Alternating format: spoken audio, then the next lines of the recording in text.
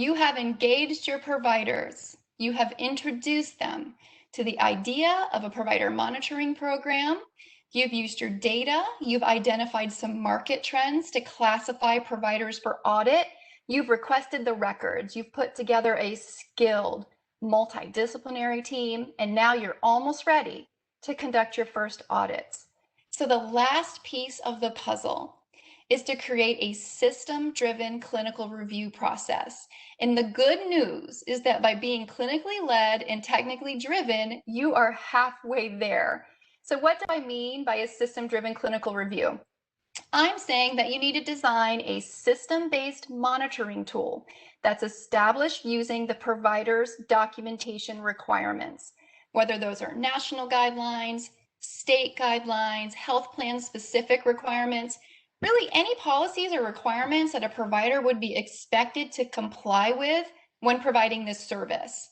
And then the policy is going to drive the clinically led review. Your clinicians are going to have all the guidelines and requirements in one place. They can approach every review, every audit in the same way. They're going to answer the same questions, which is a reliable method, and they're also going to be able to complete accurate, valid assessments that are based on policy and clinical best practice. Now, this is important. I want you to hear this. A true systems-based audit is driven by technology.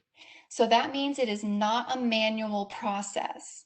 You want to allow your clinicians to access all of these requirements and enter data in a structured way. You can then use that data to generate meaningful reports or track trends.